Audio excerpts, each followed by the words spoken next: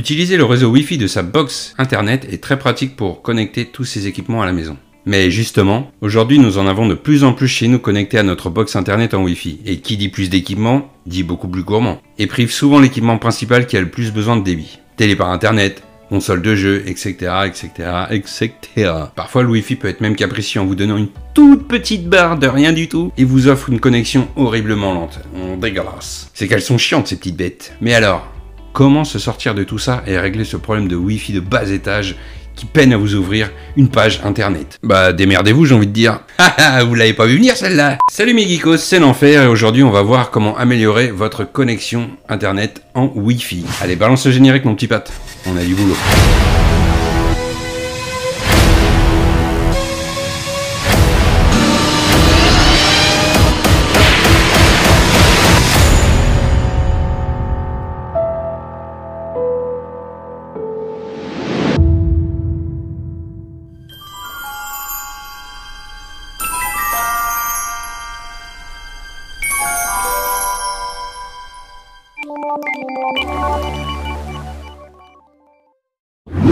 Vous n'aurez jamais une meilleure connexion qu'en filaire. Malgré son côté pratique, le Wi-Fi ne dépasse pas les performances d'un bon câble Ethernet, sans compter les désagréments qu'il peut engendrer comme des déconnexions intempestives ou encore un signal faible, offrant une moins bonne couverture. Donc la connexion filaire est à privilégier pour les connexions que vous pensez le plus important. Mais rassurez-vous, j'ai quand même fait cette vidéo pour ça. Il est tout à fait possible de booster sa connexion internet sans fil grâce à quelques petites astuces simples.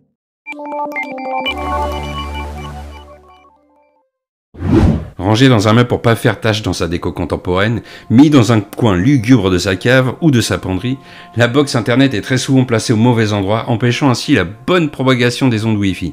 Alors, la meilleure position du modem pour optimiser sa connexion Wi-Fi est en hauteur, dans un endroit dégagé, et idéalement, dans la mesure du possible, au centre de votre logement afin de faire profiter toutes les pièces du rayon de la Wi-Fi. Il faut éviter aussi de coller son modem à des éléments perturbateurs, genre micro-ondes, babyphone, téléphone fixe, sans fil, etc., etc., etc. Ce type d'appareil utilise... J'en suis où? Ce type d'appareil utilise en général les mêmes bandes de fréquences que votre box internet. Et du coup font tout pour vous embêter. C'est comme ça. Et pour finir, ne jamais mettre son modem derrière un aquarium, un gros volume d'eau ou un gros mur bien épais des familles. Je vous rappelle que le rayon Wi-Fi, lui, ne contourne pas les choses. Hein. Lui, il va tout droit au plus rapide.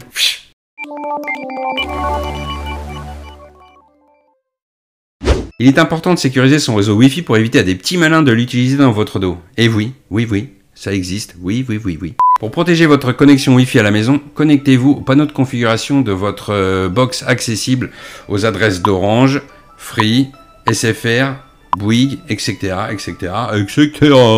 Je vous mets les liens ici, ici, ici et ici. Allez, je vous laisse le temps de noter. Bon, faut pas déconner non. Dans vos panneaux de configuration, vous y trouverez pas mal de paramètres, dont le changement de mot de passe Wi-Fi de votre box internet. Il est conseillé de le changer, alors je ne vais pas vous dire de le faire régulièrement, mais mettre un bon mot de passe comportant au minimum une minuscule,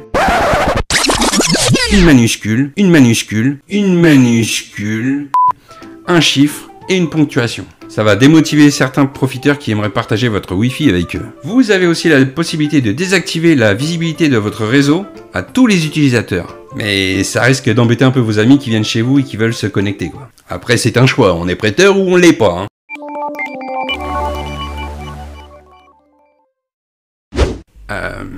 Là, on arrive dans le un peu plus compliqué. Un peu plus très compliqué, très plus compliqué, mais très important. Et faisable si vous écoutez attentivement. Je ne vous laisse pas dans la nature comme ça. Oh, mince, qu'est-ce que j'ai fait? Mon modem il marche plus et tout. Non. Si vous écoutez bien, tout va bien se passer. Si vous disposez d'une box internet récente, celle-ci est sans doute dual band, c'est-à-dire qu'elle exploite deux bandes de fréquences pour diffuser le signal Wi-Fi. 2,4 GHz et 5 GHz. Qu'est-ce que j'ai dit là? La fréquence 2,4 GHz est la bande historique du Wi-Fi. La bonne vieille fréquence, quoi. C'est comme si vous comparez l'antenne d'une radio locale à l'antenne de Energy. Hit Music Only.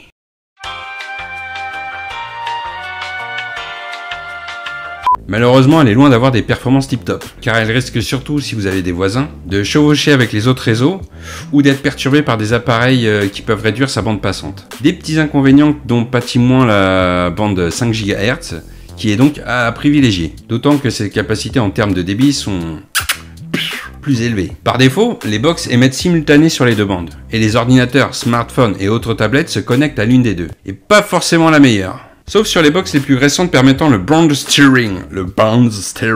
La meilleure fréquence Wi-Fi est alors automatiquement attribuée à l'équipement donné, en général le 5 GHz. Si votre modem ne fait pas partie des box dernier cri dotés de cette fonctionnalité, ou si vous voulez qu'un équipement soit absolument sur la fréquence 5 GHz, mais que vous voulez que le téléphone de votre enfant soit sur le 2,4 GHz. Vicieux, hein? Mieux vaut créer deux réseaux distincts. L'un en 2,4 GHz, 2,21 gigawatts et l'autre en 5 GHz. Il suffira de choisir le second pour bénéficier de la meilleure connexion, enfin la meilleure performance en Wi-Fi. Pour cette opération, direction le panneau de configuration de votre box, menu Wi-Fi, cliquez sur le nom de votre réseau.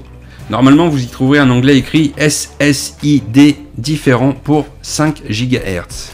Vous mettez oui ou activer, peu importe, enfin ça dépend les supports. D'autres ils vont mettre, ça va être écrit activer ou désactiver, et un autre oui ou non. Donc vous mettez activer ou oui si vous avez l'option oui. Cette action va vous permettre, lorsque vous choisirez votre réseau sur le téléphone ou n'importe quoi, vous allez mettre le Wi-Fi, vous allez, une fois activé, vous allez avoir, par exemple moi mon réseau, enfin je vais pas le dire son nom, mais il y a son nom, plus le 2,4 GHz à côté, et en dessous il y aura le même nom, avec le 5 GHz. Comme ça, vous pourrez choisir, soit vous prenez le 2,4 ou soit vous prenez le 5.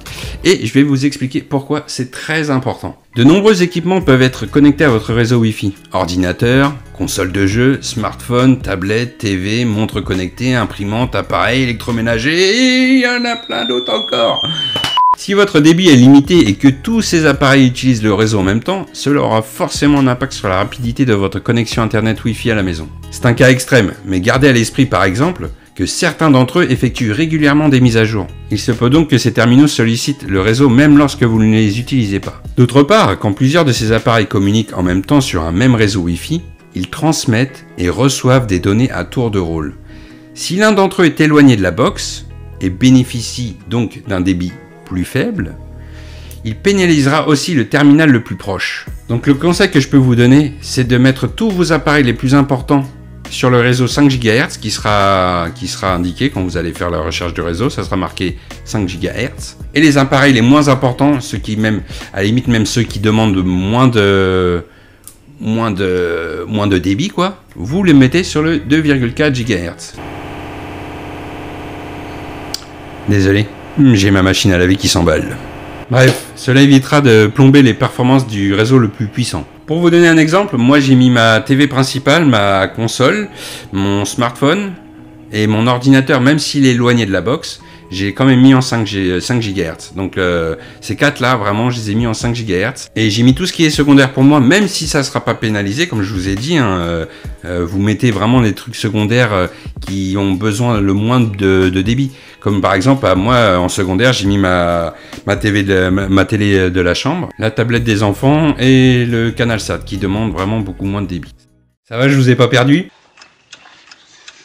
C'était long et un peu complexe, je peux le comprendre. Mais cette astuce est très importante, surtout aujourd'hui avec, comme je vous ai dit, tout ce qui peut être connecté dans un foyer aujourd'hui. Vraiment, ça va jusqu'à l'imprimante, ça va jusqu'au le truc de cuisine, là, Cookéo ou je ne sais guère, je sais plus.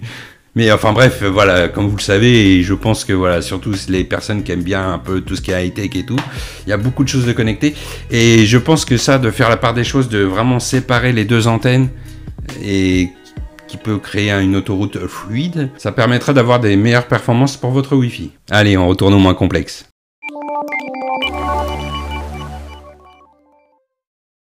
Un répéteur est un équipement simple à installer qui permet d'étendre la couverture Wi-Fi dans toute la maison. Concrètement, cet appareil permet de récupérer le signal de votre modem pour le transmettre plus loin comme une borne Wi-Fi. Pour cela, il suffit de brancher le répéteur sur une prise électrique et de le connecter au réseau Wi-Fi de la box pour le synchroniser la première fois. Une fois les voyants allumés, vous pouvez brancher le répéteur sur une prise proche de la zone à couvrir. Certains modèles disposent d'un indicateur pour savoir si l'emplacement du répéteur est bon. Si vous l'avez mis trop loin, il y a les lumières qui vont se mettre plus ou moins en orange ou ça va descendre. Mais en gros, le répéteur par rapport à la box, vous avez, je pense que je vais vous faire un dessin. Je pense que je dois avoir un dessin. Vous avez le rayon de votre box et vous avez le rayon du répéteur. Il faut que les deux se rejoignent, les deux ils se touchent pour que le répéteur puisse recevoir le Wi-Fi de la box. Il faut compter un budget moyen de 50 € pour équiper son réseau Wi-Fi d'un répéteur. Mais plusieurs fournisseurs internet l'intègrent dans leur offre aujourd'hui. Si votre abonnement est ancien, ça ne coûte rien de les appeler, savoir, hop, j'ai entendu parler de votre répéteur, est-ce qu'il est compris dans mon offre? Oui, non. Si c'est non, ça va coûter à peu près dans les 50 €. Si c'est oui, ils vont vous l'envoyer. Comme moi, ça m'est arrivé. Après, comme je vous dis, vraiment, si vous avez un gros problème dans des pièces où vous recevez pas votre Wi-Fi, que votre modem est trop loin et que vous pouvez pas le rapprocher, franchement, 50 €, c'est pas cher pour régler le problème de toute la maison et d'être connecté partout. Par contre, avec le répéteur, vous aurez quand même une petite perte de débit sur le réseau du répéteur. Mais franchement, c'est toujours mieux que rien d'avoir du tout.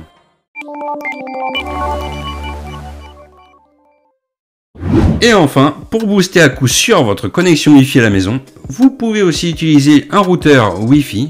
En branchant un routeur derrière la box, vous pouvez en effet améliorer la portée et la qualité du signal Wi-Fi. Cette installation nécessite tout de même quelques réglages plus complexes qu'un simple répéteur Wi-Fi. Côté prix, il faut compter un prix moyen de 150 €. Donc avant de vous lancer dans cet achat, faites les 5 premiers points. Faites les 5 premiers points, c'est plus prudent.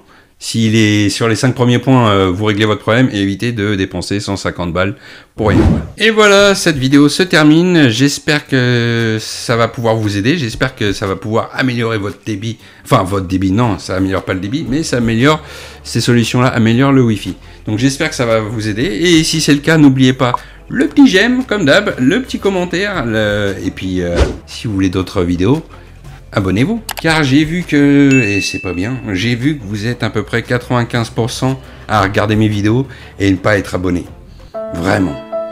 Est-ce nécessaire de vous le rappeler que c'est pas bien? Ça coûte rien, j'apparaîtrai dans votre page YouTube quelquefois, j'aurai ma petite vidéo, c'est pas méchant, vous êtes abonné, il y a ma petite vidéo, ça ne vous coûte rien, allez-y, foncez!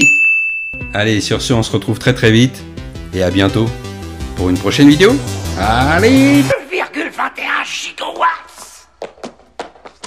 Mon Dieu! Ciao!